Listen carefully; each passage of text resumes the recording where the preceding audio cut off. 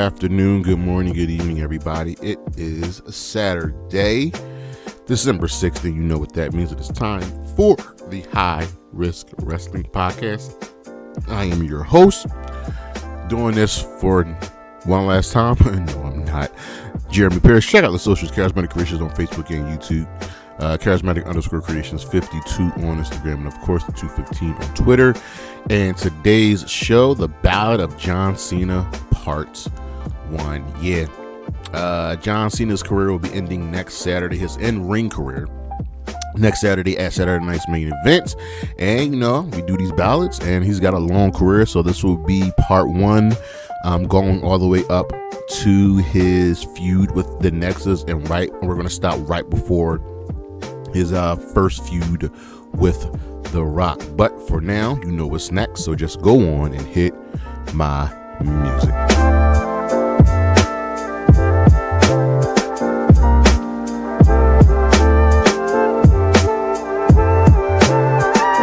Now, John Cena has had a lot of wins in his career, more than enough, but these are the best losses of his career.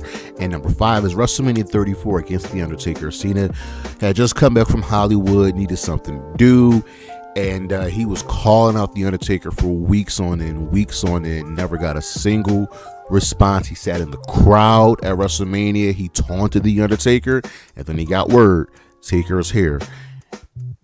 Taker came out, they had the match, Cena got squashed. 1, 2, 3. I love it. Number 4, Elimination Chamber 2015 against Kevin Owens. Kevin Owens at the time was the NXT champion, and he came to Raw. He showed up, stood face to face with Cena, called him out, gave him a pop-up powerbomb, and said, I am here. That was the Kevin Steen of it all. And everybody assumed, like Cena always did, was to run over new talent. And no. Kevin not only said, I don't want your championship because I am the NXT champion, I'm just going to beat you in the Elimination Chamber 2015. That is exactly what he did. Number 3, WrestleMania 36 against Bray Wyatt. Bray had to get his win back from Cena from the previous WrestleMania a couple years ago. This one took place during the pandemic, but instead of being a regular one-on-one match, this was, at the time of the pandemic, a cinematic match. And Bray took us on this crazy wild ride throughout Cena's career with the puppets and Cena turning heel during the NWO. It was such a beautiful treat, and something that we looked forward to and just really enjoyed. Number 2, SummerSlam 2013 against Daniel Bryan. This was the one that started the rise of the Yes movement. Cena was the face, not the face that runs the place, but he was the face, and Daniel Bryan, always being called a B+ player, finally got his shot against John Cena, and they had a fantastic match at SummerSlam 2013. Daniel Bryan got the win. Cena raised his hand, and we thought everything was well and good, even though Randy Orton cashed in Money in the Bank, joined the Authority with the help of Triple H.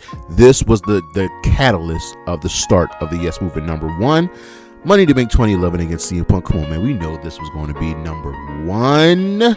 Cena had come back from an injury, defeated a fresh Rey Mysterio, who had just defeated The Miz to win the WWE Championship, which we'll get back. We'll get on that a little bit later. But Punk was, gone, came back, and he told Cena, after cutting the pipe bomb, he told Vince, I'm going to beat you.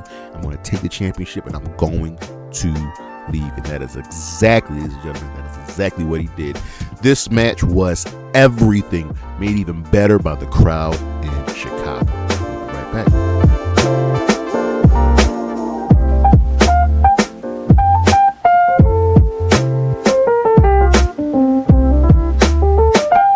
The spotlight is back and shining on the United States Championship. This is no stranger to the Spotlight Championships, but the United States Championship is a well-respected title in the history of professional wrestling, going back to the days of the NWA, going to WCW, and even then to the WWF. It was held by many Hall of Famers, and no disrespect to them at all.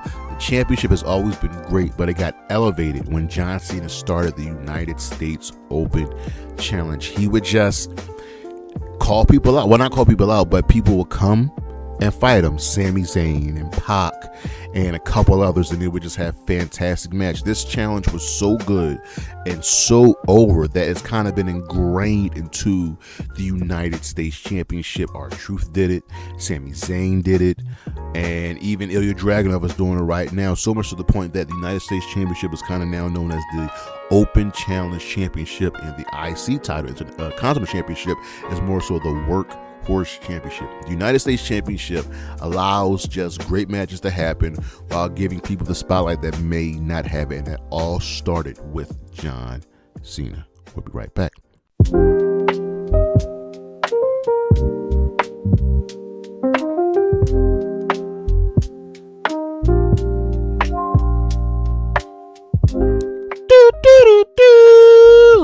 Let me do like Paul Heyman.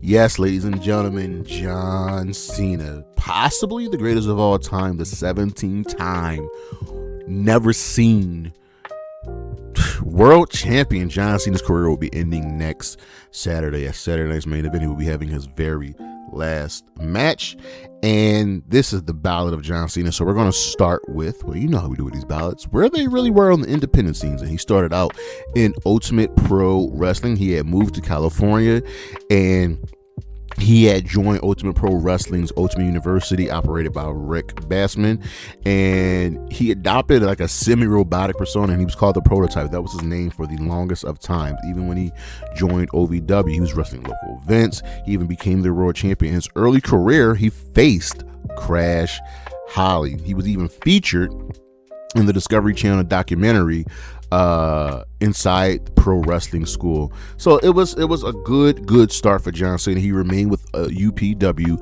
until March of 2001, when he officially joined the WWE and joined their premier developmental territory, Ohio Valley Wrestling. Everybody and their mom was in Ohio Valley Wrestling. He came out of a class with Batista and Randy Orton and Brock Lesnar and Shelton Benjamin.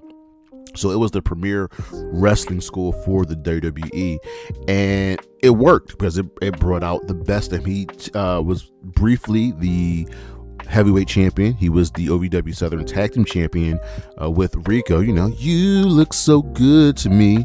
And while in OVW, he would wrestle dark matches. Sometimes he would use the name Mr. P, but that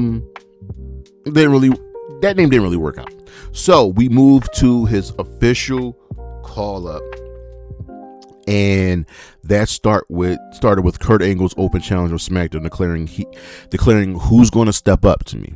And this was the moment. Cena came out, looked totally different from what he does today.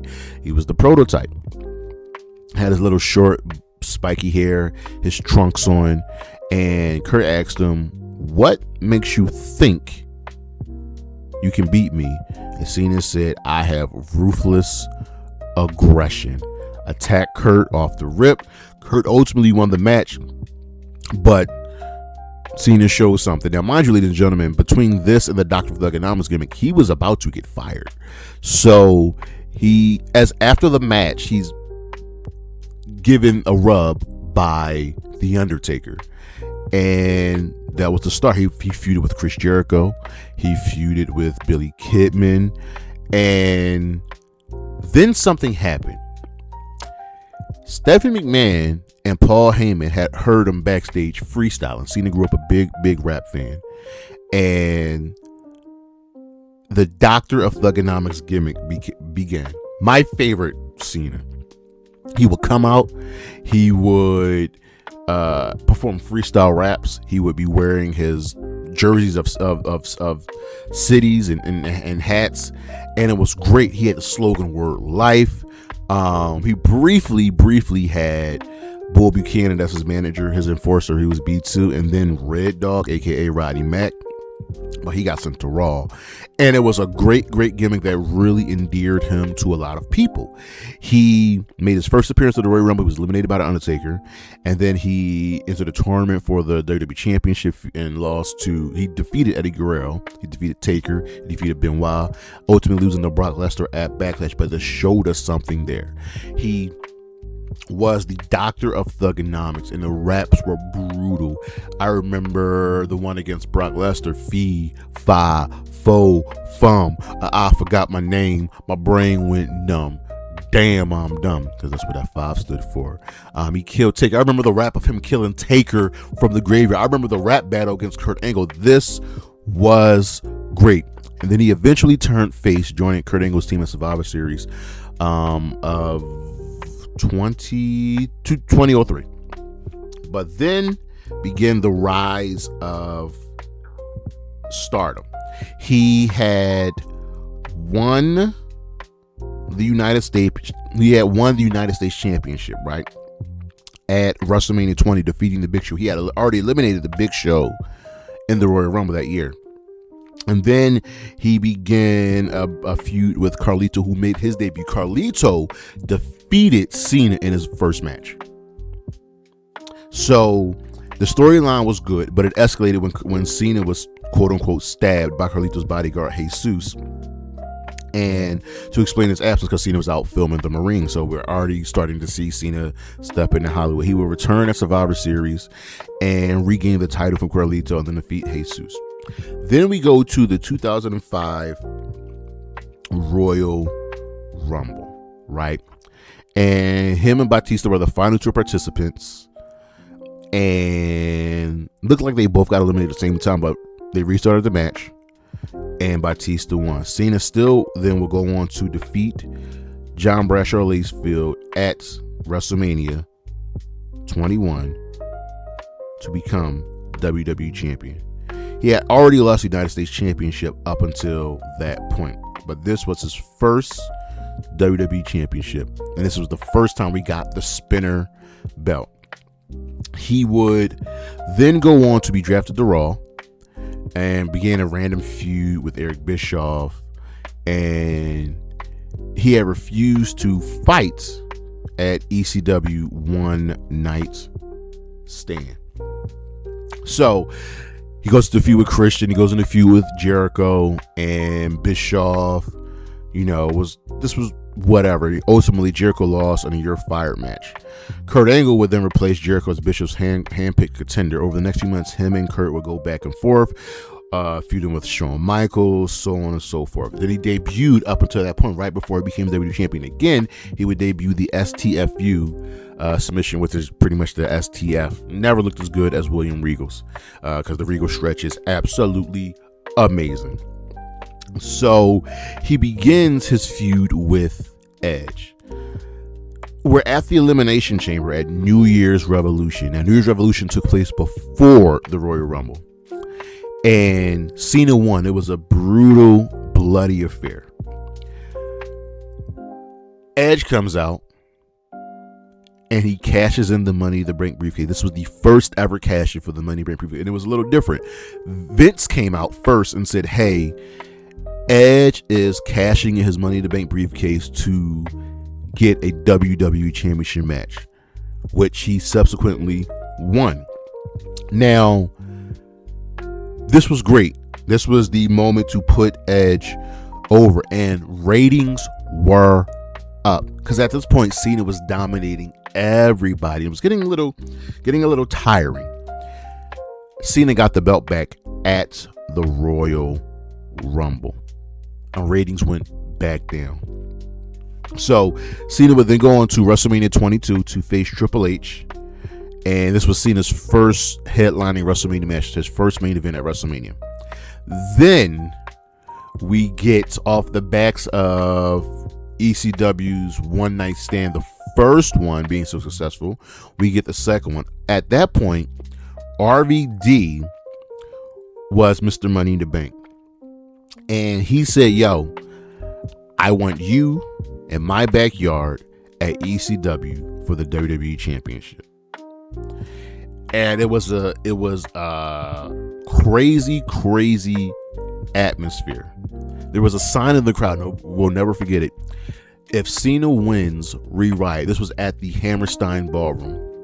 And believe you me, I think if John Cena won, they would have rioted.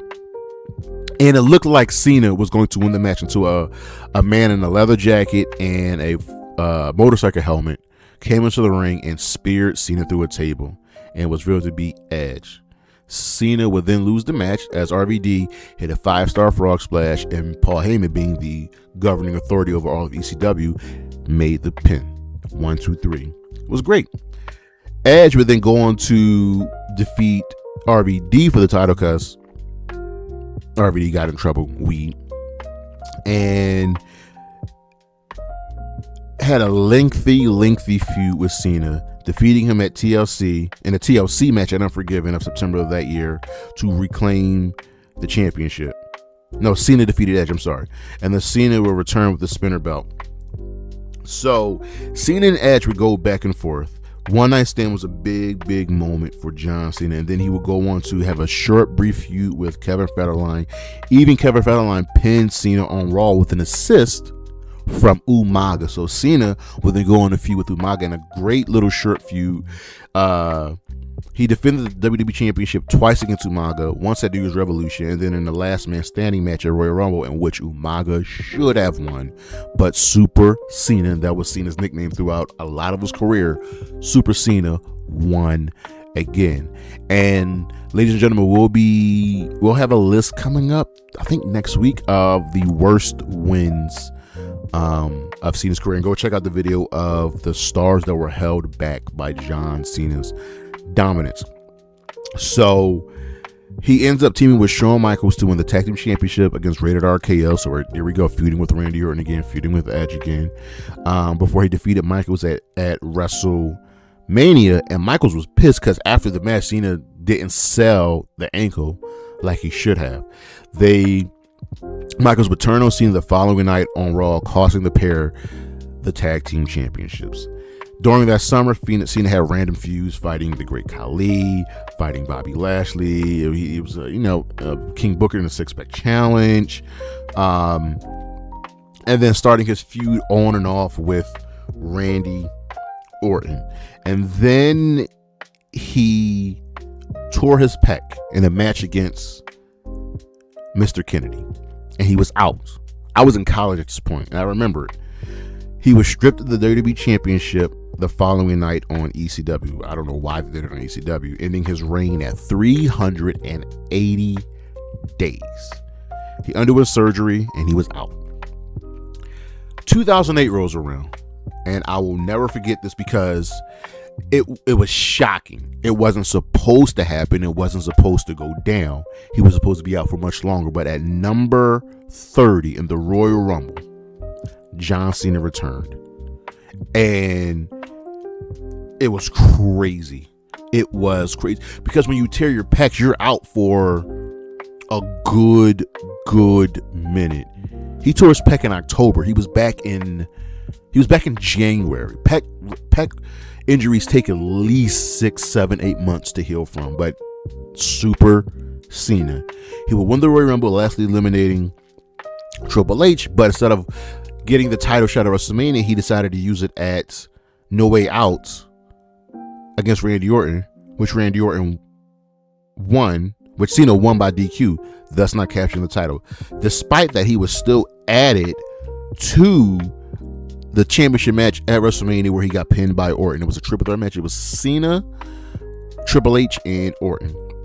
He would then go in a feud with JBL once again, and they had a parking lot brawl. And Cena's no sucker to parking lot brawls because he had a great one against Eddie Guerrero early in his career, which was dealt with the return of Chavo Guerrero. Y'all should go and check that out. But then, it's off and on. He wins the World Heavyweight Championship. He starts a little brief feud with Batista. He goes back to facing JBL. He goes back to facing Edge. So he's just kind of here, winning belts, losing belts. And this really started to help another rise in Edge, because Edge, I think, is like a 12 time world champion. And he would go feud with the Big Show. He had a brief feud with the Miz. So he's kind of just holding water. He fails to win the WWE Championship at Night of Champions and at SummerSlam, but gets the title at Breaking Point by defeating Orton in an I Quit match. Cena and Randy would then trade the title multiple times over the year, eventually losing it to in a Hell in a Cell match, to getting it back at Bragging Rights, and then holding it for 2 more months before losing it to Sheamus at TLC in a tables match. Sheamus had got this by winning a Battle Royal set up by, I believe, Jesse the Body Ventura, who said this match is only going to feature people who have never been world champion, and that started the rise of Sheamus. And then the Royal Rumble in 2010, he was eliminated by a returning Edge, and Cena got the title back at the Elimination Chamber, but then lost it immediately afterwards to Batista. I don't even remember that. And then he would go on to defeat Batista at WrestleMania 27, and then retain the title and at Extreme Rules and Over the Limit, ending their feud. I do remember that. But then, ladies and gentlemen, we get to the big moments. The big moments. The Nexus. We know the story. I'm going to give you a good 5 to 6 preacher minutes on this. So after the first season of NXT ended, it ended with Wade Barrett being the winner. On June 7th, an episode of Raw, during his match against CM Punk, the 8 members of the first season of NXT, led by Wade Barrett, absolutely destroyed Cena, destroyed Punk. Cena was just taken out. Punk at that point had the Straight Edge Society. I believe he had Luke Gallows with him and Serena Deeb, and they bolted. I think R-Truth was there for some reason. No. I know where R-Truth was at. We'll get to that a little bit later. I'm getting things confused. But the Nexus had made their debut, and they caused Cena to lose the WWE Championship against Sheamus at Fatal 4-Way, and as well as their steel cage match at Money in the Bank. So they were a thorn in John Cena's side, and for sure, when you're new, you come for the top, you come for someone's spot. Let's look at AEW with Swerve and Hangman. Wasn't personal. I just want your spot because you're wasting it. So they're just going at Cena, and he's done. So he teams up with a certain group of people to form an alliance to take on the Nexus at SummerSlam. It was Edge, Chris Jericho, John Morrison, R-Truth, Bret Hart, and former Nexus member Daniel Bryan. Daniel Bryan was fired because he ended up choking Josh Matthews with the tie during the initial attack on Raw. This was to be the crowning moment for the Nexus. You put them over. Cena will go on to be Super Cena and win the match. He took a wasteland on the concrete floor and a 450 splash and still won the match. It was not good. It was not a good look. Before the match, Edge and Jericho say, "Yo, Cena, no, you shouldn't do this. We shouldn't do this. You should not win this match. We gotta make new stars. We gotta put these guys over." And Cena's like, nah. Cena goes to win the match, and after the match, he felt it. He knew he was wrong. Admits to Edge and Jericho, "Hey, you were right. It doesn't matter now. You ruined it. Super Cena did it again." So at Night of Champions that year, he was eliminated by Wade Barrett in the six-pack challenge for the WWE Championship. At Hell in a Cell, he faced Wade Barrett in a stipulation that if he were to lose, he would join the Nexus. If he were to win, the Nexus would be disbanded. Of course, Cena lost. He joined the Nexus, but he was like obviously he was a reluctant member, but he didn't fully give in. He even won the tag team titles with David Otunga. They defeated Cody Rhodes and Drew McIntyre. So that happened at Bragging Rights. Wade told Cena, I am facing Randy Orton for the WWE Championship. You must help me win. Barrett won by DQ, but it wasn't for the title. The next night on Raw, Cena and Otunga lost the tag team titles to Heath Slater and Justin Gabriel when he ordered Otunga to lie down and lose the belts. Now, mind you, I have no idea why the Freebird rule wasn't used here. It could have been a great way to get all the members involved. So at Survivor Series 2021, Cena was the special guest referee for Wade Barrett and Randy Orton with the WWE title on the line. Barrett told Cena, if you do not help me win this match, you will be fired. And ultimately, Cena in kayfabe was fired. But he would show up on Raw, invade, first as a spectator, then he would attack members of the Nexus, and he said he would take them all down.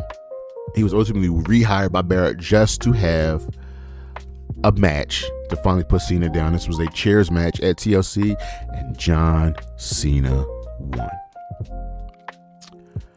At this point, CM Punk had become the new leader of the Nexus, renamed the stable the New Nexus, faced Cena in a match ended in no contest with a debut in Mason Ryan, who would join the New Nexus. They competed at the Royal Rumble, where we saw Cena eliminate most of the New Nexus, ending their feud. He was then eliminated by WWE Champion The Miz, who was not even a part of the match. So this starts the feud with The Miz, right? So Cena won the title Cena won the Elimination Chamber match that year to face The Miz at WrestleMania for the WWE Championship. Miz, remember, had cashed in on Randy Orton. So Cena and Miz, and they'll have another feud later in their careers. Were kind of the focal points because Miz had worked hard. Not to say Cena didn't work hard, but Miz grew up a giant wrestling fan. Go back and watch The Miz on The Real World. And The Miz was everything Cena was not. And this would spark something different. And we're going to stop here. And we're going to come back next week with the later half of the Ballad of John Cena, because there's much, much more to get into. But that is our show, ladies and gentlemen. Thank you for listening. Thank you for watching. Look on the screen what we got coming up. You know, you can check out the socials, Charismatic Creations on Facebook and YouTube, Charismatic_Creations52 on Instagram, and of course the 215 on Twitter. And as always, Anna J, Chris Statlander, Willow Nightingale, Priscilla Kelly, Isla Dawn, and Bailey. Holla at your boy. Peace.